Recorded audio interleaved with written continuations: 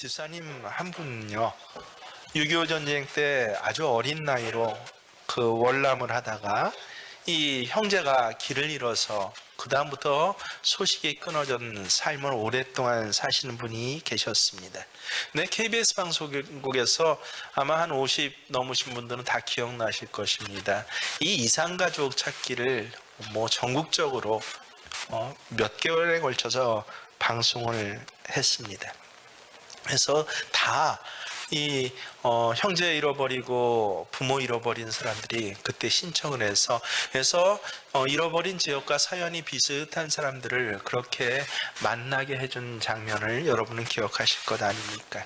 네, 이 10대 이 집사님 형이었는데 중학교 들어갔고 동생은 그 당시 국민학교 때 월남하다 잊어버렸는데 이 이산가족 하는 것이 그게 몇 년도죠? 80년도 초반, 정확히 제가 기억이 안 나는데 82년도입니다. 제가 교회 가서 정확히 10년 된 때였으니까 이 82년도에 하는데 동생으로 여기지는 사람을 방송에서 이제 만난 것이에요. 생방송이 되었다고 합니다. 근데 여러분 생각해 보세요. 초등학교, 중학교 이제 갓 빡빡머리에다가 아주 그냥 어린애로 헤어졌다가 30년이 넘어서 만나는데 50살 넘은 사람들이 만나게 된 거예요. 주름살 자글자글하고 그러니까 확신할 수가 없습니다. 사연은 비슷한데, 그러니까 둘이 서로 뜨문뜨문 저기 저 하고 존댓말 하다가 그때 이 집사님이었는데 이 형님 집사님에게 갑자기 아주 기가 막힌 성령께서 장면이 떠오르게 하셨다고 합니다. 우리 어렸을 때 참 가난해갖고 형제들이 산에 가갖고 풀을 베어갖고 소를 먹이는데, 근데 이 낫질을 하다가 이 어린 동생의 발등이 낫에 찍힌 것입니다. 그래서 그게 갑자기 떠오르면서 얘기를 했대요. 내 동생 분명히 왼쪽 발등에 낫에 찍힌 그 자국이 있을 것입니다 라고 했더니 이 동생이 소목소목 하다가 갑자기 눈물을 펑펑 흘리면서 맞아요 하면서 그 자리에서 신발을 벗고 양말을 왼쪽을 벗어서 보여주는데 정말 그 왼쪽 발등 위에 낫 찍힌 자국이 선명하게 남아 있더라 합니다. 그래서 그 장면을 보고 내 진짜 아우야 해서 그 다음부터 얼싸안고 형님 아우야 하면서 그렇게 펑펑 울며 하나의 가족으로 내가 10년 전에 그렇게 내 동생을 만나서 지금 잘 지내고 있습니다 할 때 저희 신방을 갔는데 그 얘기를 해주는데 얼마나 감격적인지 모릅니다.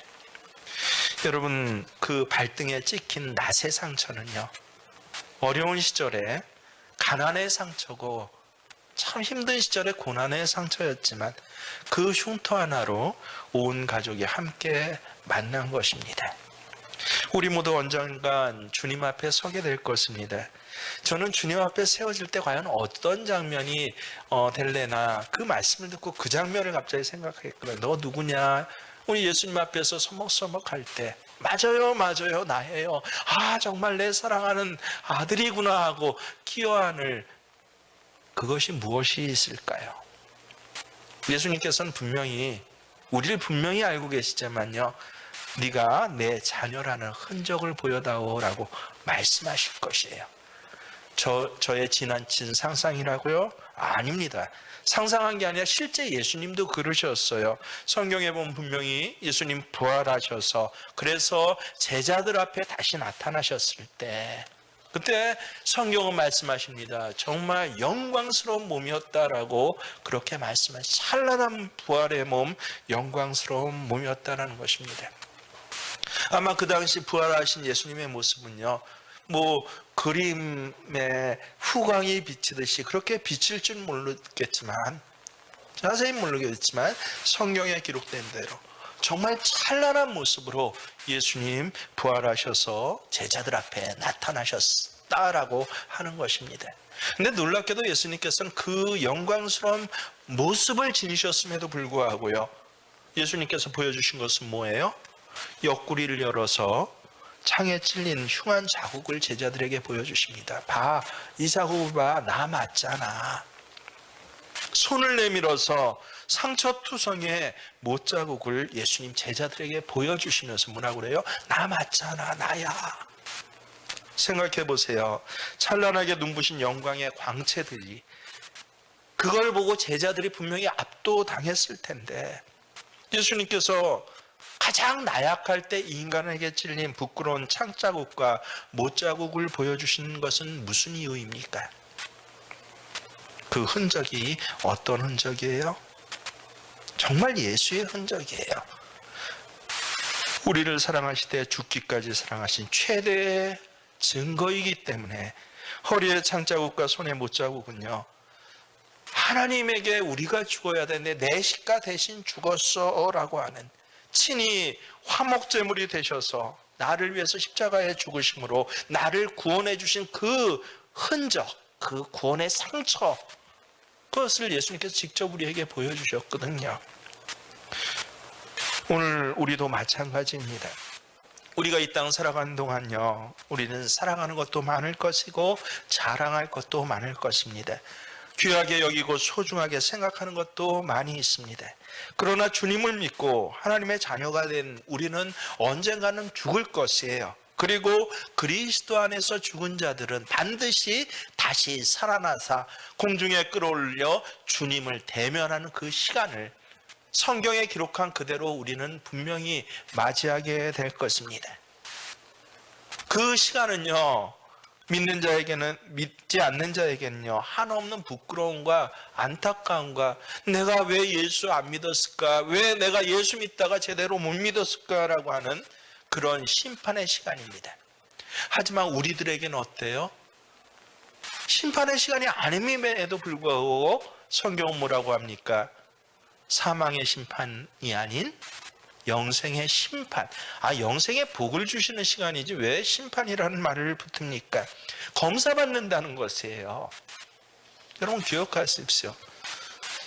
우리가 이 세상에 살면서 무엇을 행했던지 간에 우리가 선악간에 행한 그 모든 일들이 기록되어 있는 책을 펼치시면서 하나님 모르셔서 그럴까요? 아니요, 우리를 대면해서 검사하시겠다는 것입니다.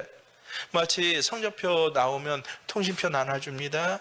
근데 통신표 직접 쓴 것이 선생님이에요. 근데 불러서 다시 통신표 갖고 얘기하는 이유가 무엇입니까? 검사하는 것이에요. 야, 수학은 너 참 잘했는데 이건 왜 이렇게 했니? 그 시간이 바로 영생의 심판의 시간입니다. 이른바 성경에 보면 결산하시겠다라고 해요. 그때 우리가 하나님께 내어 놓을 것이 무엇인가요? 여러분, 주님 앞에 무엇을 보여드릴 수 있습니까? 오늘 사도 바울 분명히 말씀하십니다. 내게는 그 주님 앞에 보여드릴 흔적이 있다라고 하는 것입니다. 이후로는 누구든지 나를 괴롭게 하지 말라. 내가 내 몸에 예수의 흔적을 지녔노라.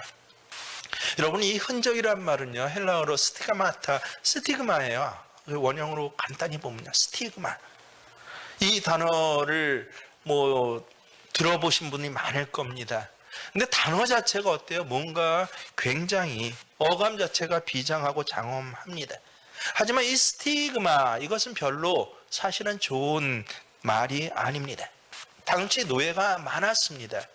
이 노예들이 그렇다고 해서 TV에 흔히 보듯이 검투사가 돼갖고 지하 감옥에 갇혀서 훈련, 그거 아니에요. 로마 사회는요, 기본적으로 생산 체제가 노예 체제입니다.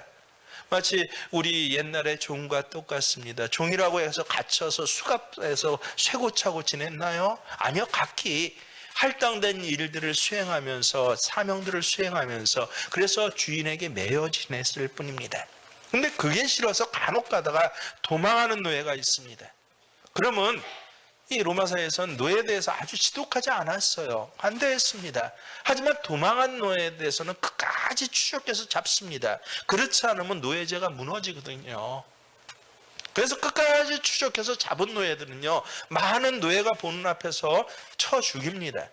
근데 후기로 가면요, 정기엔 그랬어요. 인접 지역에서 전투만 벌이면 뭐 수천 수만 명씩 끌어오거든요. 근데 후기에 가서 이 신약 시대가 되면요, 노예 하나 잡으려면 그 오고 가는 거리가, 전쟁 벌이는 거리가 다 제국을 섭렵해서 너무너무 멀어지고 한 명 한 명이 비싸지는 거예요. 그래서 이 그 가정교사로 쓸 만한 노예는요, 요새로 하면 뭐입니까? 우리나라로 치면 강남에 아파트 2채를 줘야 살 수 있을 정도로 노예값이 비싸집니다. 그러니 이런 노예가 도망갔는데 끝까지 잡아와서 옛날처럼 막 죽일 수 없지 않습니까? 어마어마한 손해 아닙니까? 그럴 때 하는 일이 무엇이에요? 죽이는 대신에 이 이마에다 보이는 데다가 이른바 불에 달군 그 노예 가문 집안에 낙인을 찍는 것이에요. 불로 인두에 달가서 어느 때 어디서나 보기에도 낙인을 찍습니다. 그 낙인이 뭡니까? 스티그마입니다. 그래서 다른 노예들은 할당량을 채우고 하면 마음대로 자기 시간도 갖습니다. 때로는 주인의 마음에 들면 풀어주기도 합니다. 결혼도 시킵니다. 그리고 뭐 옆에 사람이 원한다라고 하면 선물로 주기도 합니다. 하지만 이 낙인 찍힌 노예는 어떻습니까? 거기서 평생 벗어나지를 못합니다. 아무개 노예이다. 근데 노예 중에서도 이 노예는 거래도 안 되고 절대 누구도 가까이 가서는 안 되는 그런 노예야. 그게 바로 스티그마라는 것입니다. 그래서 우리말로 흔적이라고 번역이 됐는데 흔적보단 낙인이에요. 누구 것이라는 이 낙인이 새겨지는 순간 이 노예는 이제부터는 그냥 일반 노예가 아닙니다. 자기 존재 자체와 인생 자체가 완전히 주인에게 귀속되는 그런 영원한 소유물이 되어버리는 것입니다. 오늘 사도 바울이 그랬다라는 것이에요. 그의 몸에 낙인이 찍혀 있다라고 합니다. 실제로 이것은 과장된 표현이 아닙니다. 사도행전 14장 9절에 보면 실제로 그는 갈리아 지방 한 섬 루스드라를 지나다가 어떻게 했어요? 성경을 자세히 보시면요, 돌에 맞아 죽었대요. 그래서 사람들이 내어다 버렸다라고 합니다. 고린도후서 11장 22절에서 28절에 보면요, 그는 내가 복음을 위해서 수도 없는 매를 맞았다라고 증거합니다. 유대인들에게 40의 감한 매를 5번이나 맞았다라고 해요. 태장으로 3번 맞았고 돌로 1번 맞았고 세상에 파선을 갖다가 3번씩이나 당했는데 일주야를 깊은 가운데서 그냥 떠돌면서 그렇게 지낸 적도 있다라고 합니다. 여러 번의 여행에 강의 위험과 강도의 위험과 동족의 위험과 이방인의 위험과 시내의 위험과 광야의 위험과 바다의 위험과 거짓 형제의 위험을 당했다라고 합니다. 잠자지 못하고 줄이고 목마르고 굶고 춥고 헐벗었다라고 이야기를 합니다. 이런 수많은 고난을 당하면서 실제로 그의 몸에는 하나하나 상처가 새겨지기 시작했습니다.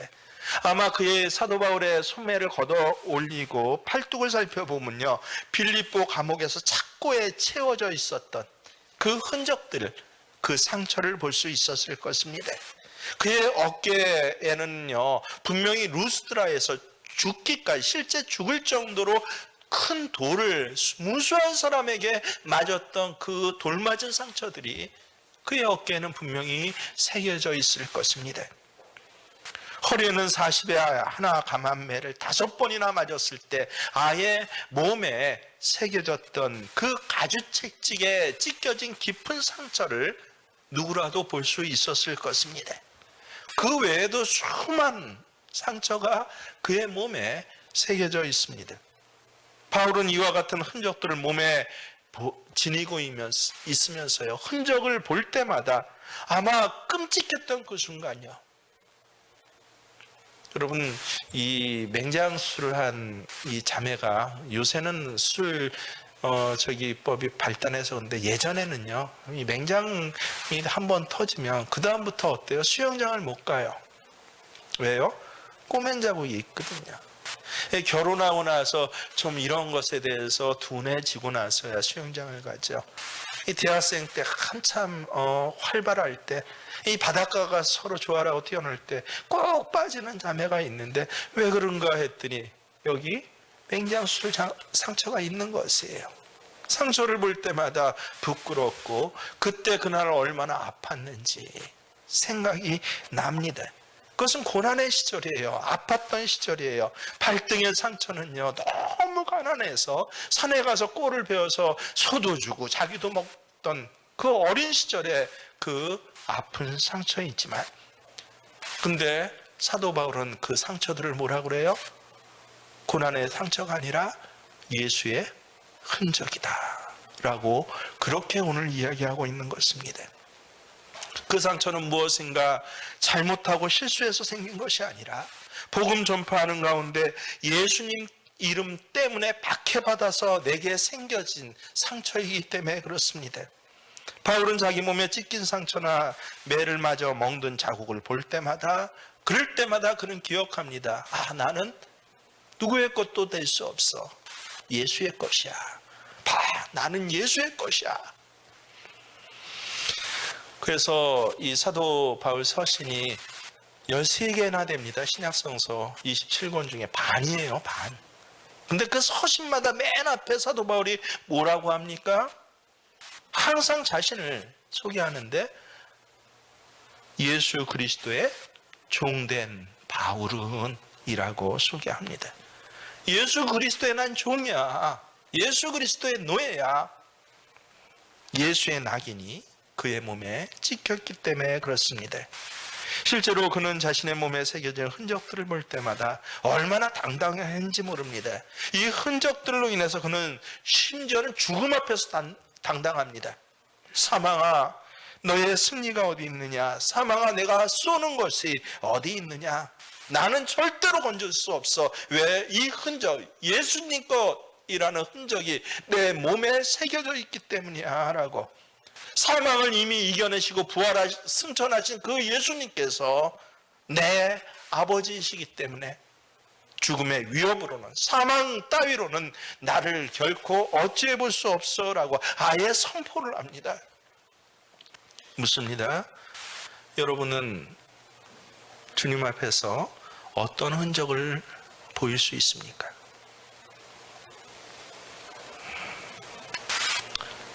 저는 오늘 많은 교회에 예수 믿는다라고 하는 그런 사람들 중에서 당당함이 없는 사람, 왜 그런가라고 할 때 이 고난의 흔적, 예수의 흔적이 없기 때문이다라고 생각을 합니다. 상처 없이 예수 믿으려고 해요. 죽으려고 예수 믿는 것이 아니라 살려고 예수 믿습니다. 버리려고 예수 믿지 않고 소유하려고 예수 믿습니다. 섬기려고 예수 믿는 것이 아니라 섬김 받으려고 예수 믿습니다.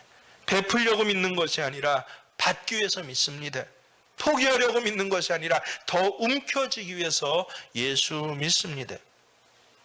상처 없이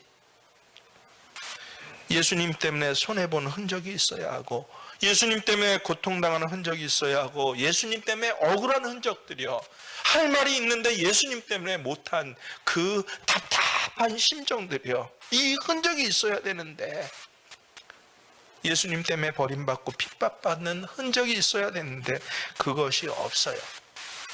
흔적이 없으니까 어떻습니까? 세상에 조금만 겁을 줘도 벌벌 떱니다. 왜요? 내가 예수님 것이라는 증표가 없거든요. 여러분 공항에 가끔 가보셨습니까? 가면요, 우리나라 한국 사람들 당당합니다. 왜요? 나 한국 사람이야 하는 뭐가 있습니까? 여권이 있어요. 탁탁 내미는데, 근데 가끔 보면 이 우리나라에서도 몰래 그렇게 들어오거나 뭔가 신분에 문제가 된 사람들이 굉장히 많아요. 특별히 외국인들이. 그런데 이른바 그 보장된 기간이 지났거나 뭐 여러 이유가 있습니다. 불법으로 체류를 하거나 아예 들어오길 잘못 들어왔거나. 그러면 한국 내에 살 때는 다 섞여 살고 잘 몰라요. 근데 제일 두려운 때가 어디예요? 공항, 항만 갈 때입니다. 거기 뭐를 내려야 돼요? 내놔야 돼요? 이 증명서를 내놔야 돼요. 우리는 아예 입국 심사하는데, 출국 심사하는데, 거기 별 생각 없이 그냥 내라 해서 내면 가면 되는데, 이 사람들은 그 자리 통과하는 것이 얼마나 힘든지를 모릅니다. 아예 거길 통과할 수가 없어서, 그래서 입출국하는 걸 다 포기하고 그렇게 살아가지 않습니까? 조금만 겁을 줘도, 아주 악한 갑질하는 주인이 너 불법 체류자지 겁을 줘도 요구를 하지 못해요. 왜 정당한 월급 나한테 주지 못합니까? 안 합니까? 신고를 하지 못해요. 뭐가 없어서요? 증서가 없어서요. 예수 믿는데도 증서 있어요, 여러분. 그 증서가 바로 스티그마입니다. 그게 없으면 어때요? 이래도 떨고 저래도 떨고 그냥 세상 따라가다가 마음에 막 어렴풋이 그래도 주일날 예배 드렸으니까 하나님 나를 지옥에 보내시지는 않겠지라고. 거기에 더하여 어때요? 이 땅에 살면서 그래도 조금인 복을 주시겠지. 직장 원할 때 얻어주시고 자식들 앞길 풀어주시고 생각하는데 그런 바람은 좋습니다. 하지만 묻습니다. 당신의 몸에 흔적이 있습니까? 여러분, 예수님의 못자국과 창자국은요, 그것은 고난의 흔적이에요. 하나님을 사랑하고 우리를 사랑하셔서 자기 몸을 죽기까지 드린 고난의 흔적입니다. 꼭 기억하십시오. 은혜는요, 하나님이 우리에게 내려주시는 것이 은혜입니다. 그러나 흔적은요, 우리가 하나님 앞에 보여드리는 것이 흔적입니다. 예수님의 십자가의 못자국과 창자국은요, 은혜입니까? 흔적입니까? 예수님이 하나님 앞에 주께서 내게 맡겨주신 이 구주의 사명, 구세주의 사명을 이렇게 감당했습니다라고 하나님 앞에 예수님 보여주신 흔적이에요. 은혜가 아닙니다. 이 흔적을 가지고 하나님께서는 어떻게 하셨어요? 그를 다시 죽은 자 가운데 살리시고, 그리고 영광의 자리를 허락하여 주시고, 그래서 세계의 모든 권세들을 예수의 이름 앞에 무릎 꿇게 하셨다라고 하시는 것입니다. 우리가 일생을 사는 동안 하나님의 은혜를 많이 받아요. 얼마나 하나님께서 우리에게, 모든 사람에게, 심지어는 악한 자도 또 예수 잘 못 믿는 자도 은혜를 베푸신지 몰라요. 선한 사람이나 악한 사람 모두에게 따뜻한 햇빛과 비를 공급하시고, 그가 때로 필요한 것이 있을 때 때때로 그의 믿음이 좋은가 그렇지 못함을 가리시지 아니하고 하나님은 은혜를 내려 주십니다. 하지만 여러분, 잊지 마십시오. 마지막 날에 그리스도 예수처럼 부활의 몸으로 우리가 다시 살아난 후에는요, 하나님께 우리가 받은 은혜는요, 하나도 자랑이 되지 않습니다. 그날의 우리의 자랑거리, 우리가 하나님 앞에 보여드릴 흔적, 이것 하나뿐입니다. 주님께서 우리에게 내려주신 그 은혜를 사용해서 일생 동안 예수님 한 분만 사랑하고 내게 주신 그 특별한 사명을 이루기 위해서 특별한 삶을 충성스럽게 살았던 흔적들이요, 인생의 시련의 파도를 헤치고 살아온 흔적들이 있지 않습니까? 그리고 사명을 이루기 위해서 가시밭길을 걸어온 가운데 난 상처들이 여러분에게 있지 않습니까? 여러분의 직장에 그런 상처가 있잖아요. 예수님 때문에 받은 상처가요. 여러분의 가정에 그런 상처가 있잖아요. 예수님 때문에 할 말 못해요. 당당하게 큰 소리를 쳐야 되는데 그러지를 못하고 오히려 죄 지은 사람처럼 오히려 죄를 덮어쓰고 남편을 섬기는 그런 흔적들이 있지 않습니까? 여러분의 가계부에 그런 흔적들이 있지 않습니까?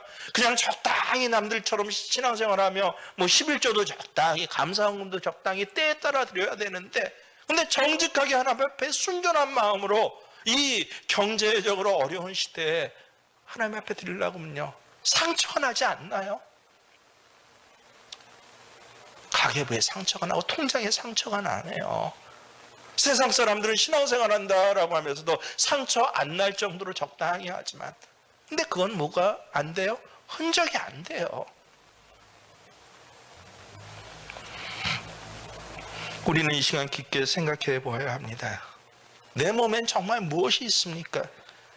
누구에게라도 보여줄 수 있는 예수의 흔적을 나는 내 몸에 지니고 있습니까? 겉으로는 주님을 위해 산다고 하지만 찬송도 기가 막히게 해요. 노래를 얼마나 잘 부르는지. 실제 그런 청년들 가끔 있어요. 실제로 그런 적도 있습니다. 저 CCM 전문으로 교육하고 훈련하는데 그 보내서 훈련받게 하고 싶어요.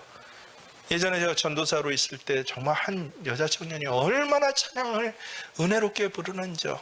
그래서 이 송은미 씨인가요? 그분한테 학교에서 이제 교수로 같이 만나고 있었는데 그분한테 얘를 소개해갖고 CCM 가수로 그렇게 얘 좀 교육해 주세요라고. 그때 숭실대 CCM 학과가 있었거든요. 거기 입학 좀 시켜달라고 해서 실제 입학해서 교육하기도 했습니다. 얼마나 노래는 잘 부르고 겉으로 보면 대단하기도 합니다. 하지만 상처가 없어요. 흔적이 없어요.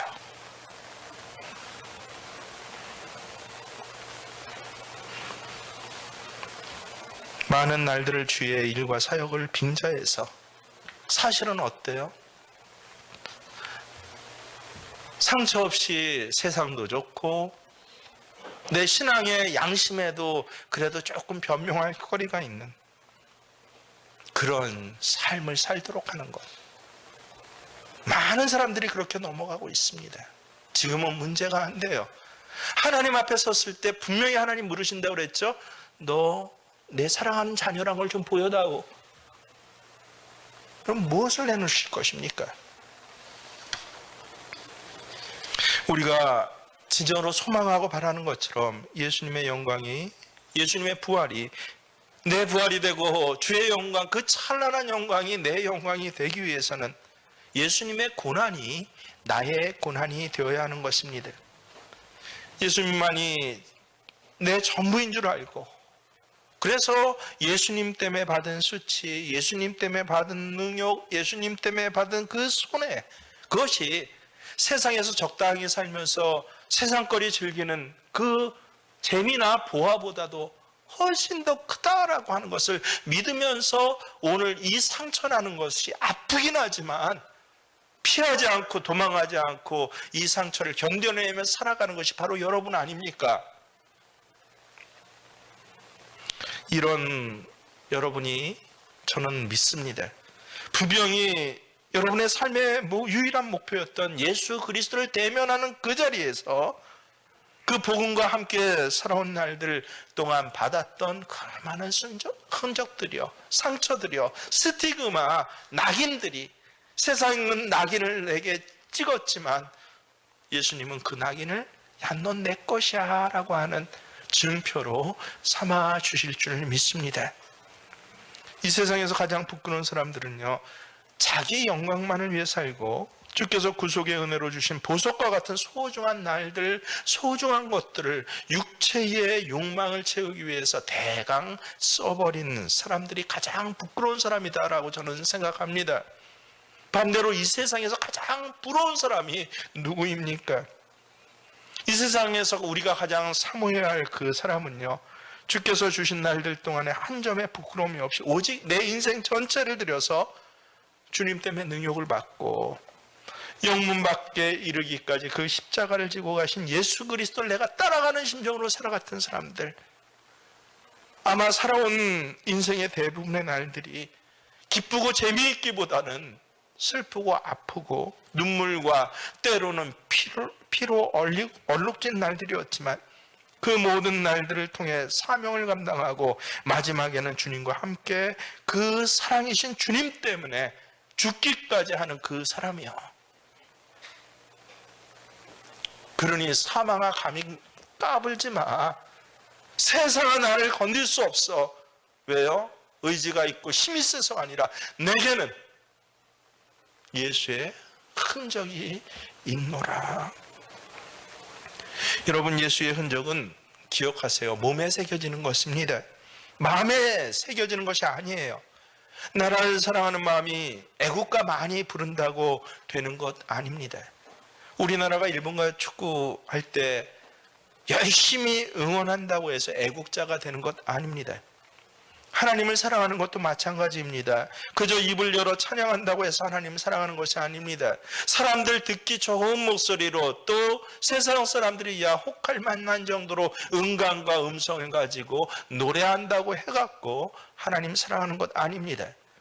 삶을 통해 보여주는 것이에요. 여러분의 삶이 하나님의 마음에 합한 것이어야 되고 여러분의 몸에 흔적이 남아야 합니다. 다시 한번 가슴에 손을 얹고 생각해 보십시오. 예수님 믿는 이 믿음 때문에, 예수님 사랑하는 이 사랑 때문에 나에게는 과연 어떤 흔적이 남아 있습니까? 기독교가 그렇게 탄압을 받다가 이 325년에 콘스탄티누스 대제에 의해서 첫 공인되고, 그래서 이 로마 제국에 있는 모든 기독교의 대표자가 처음으로 모인 것이 니케아에서 325년에 니케아 회의로 모였습니다.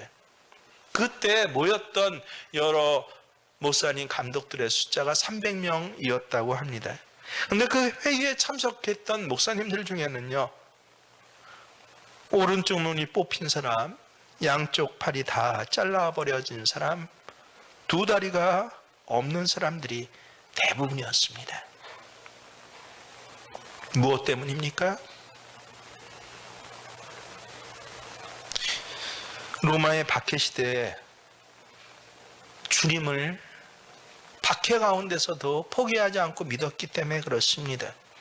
주님 때문에 잡혀가서 고문당하고요, 고초를 당하다가 눈이 뽑히고 팔과 다리를 잘렸고, 그 외에는 온통 매맞은 흉터와 상처가 그의 몸에 그대로 남아 있습니다.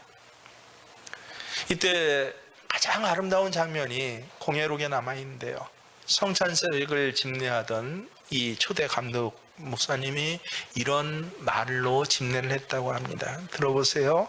여러분, 우리 모두는 주님을 위해 박해받다가 온몸이 이렇게 되었습니다. 그러나 이것은 고문의 상처들이 아니라 주님을 사랑했던 사랑의 흔적이요, 주님 앞에서 칭찬받을 가장 영광스러운 흔적일 것입니다. 우리가 이렇게 주님을 사랑함으로 영광과 자유와 승리의 자리, 이 거룩한 만찬의 자리에 우리가 세워졌지 않습니까? 라고 하는 아주 기가 막힌 그러한 이 권면을 했던 그 권면사가 아직도 남아 있습니다. 그렇습니다. 이제는 주님을 뜨겁게 사랑했던 흔적, 휘몰아치는 삶의 자리의 폭풍 가운데서도요, 눈물로 기도하고 손들어 찬송하고 세상의 비웃음과 조롱 한가운데서도 오히려 가슴 설레이며 말씀을 듣고 아멘하고 위로를 받고 춤추었던 그 흔적들이요, 원수를 사랑했던 그래서 내게 남겨진 그 상처들이요, 낮은 마음으로 섬겼던 그 흔적, 아까운 줄 모르고 나누어졌던 그 흔적이 어디 새겨지는 거라고요? 흔적은요? 네, 몸에 새겨지는 것입니다. 여러분, 가슴에 손을 얹고 다시 한번 주시는 성령의 감동하심에 아멘으로 응답하시기를 바랍니다. 혹시 내 몸에 흔적이 새겨질까봐, 내 육체가 고달플까봐, 내 물질에 손해가 올까봐, 내 재미를 빼앗길까봐, 내 시간이 외면당할까봐 대충 도망다니지 않았습니까? 새생명 축제는 무엇입니까? 다른 것이 아니라 예수의 흔적이 내 몸에 새겨지는 시간이 바로 새생명 축제입니다. 그저 딱딱하고 늙어지고 초라해지는 인생의 자연스러운 소멸됨 한가운데에서, 아니요, 새로워지고 부드러워지고 영광스러운 예수의 흔적을 내 흔적으로 붙잡는 시간이 바로 새생명 축제의 기간입니다. 우리가 이 세상 사는 날 동안에 시련도 많고 고통도 많으며 심지어는 예수 믿는다는 이유로 박해를 받으며 살 날도 분명히 많을 것이지만, 영광스러운 부활의 날에는 내가 내 몸에 지닌 이 예수의 흔적으로 인하여서 주님 앞에 서게 될 날이 오히려 사모가 되고요, 그래서 어때요? 남들은 죽는 것이 겁나지만 우리는 주여 어서 오시옵소서, 마라나타 주여 오시옵소서라고 그렇게 고백을 하면서 세상 한가운데 당당하게 살아가실 수 있는 저와 여러분이 되시길 주의 이름으로 축원합니다. 그렇습니다. 주님, 찬송가의 가사 그대로가 오늘 내 신앙의 고백입니다. 저 멀리 배는 나의 시온성, 오늘은 이곳 내일은 저곳 주 복음 나 전합니다.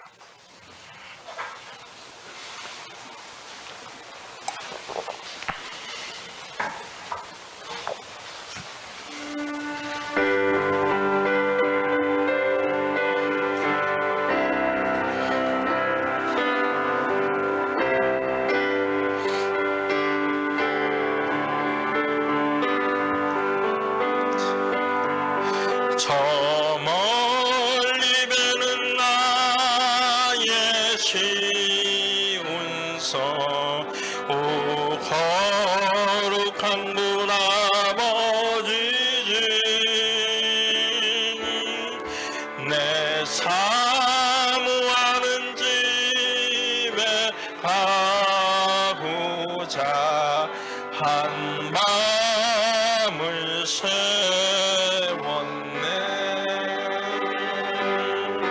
저 망망한 바다 위에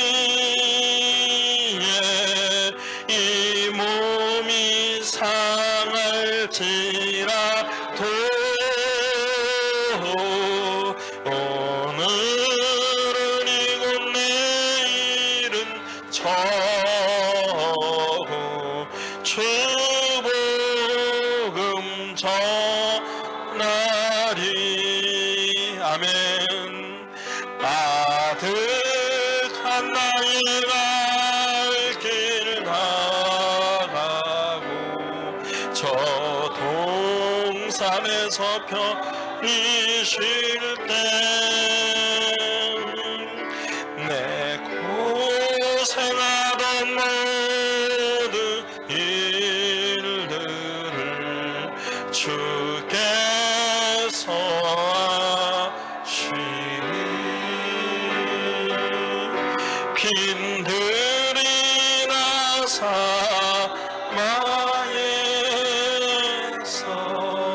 이 몸이 상할지라도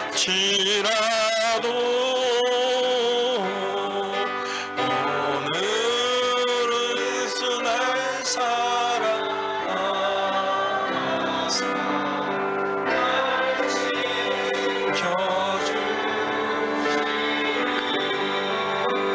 기도합니다. 그렇습니다. 주님, 점점 상처 없이 흔적 없이 예수 믿는 것이 지혜인 것처럼 사단의 괴계에 모두 다 속아 넘어가서 물에 탄 물과 같이 술에 탄 술과 같이 그런 것이 신앙생활인 줄 착각하는 시대에 하나님이 이 새생명교회에 우리를 불러주시고 특별히 생명축제를 통하여서 예수님 때문에 생길 흔적들에 대해서 대비하며 오히려 기대하며 소망을 갖도록 갑절의 은혜를 허락하여 주신 것 감사를 드립니다.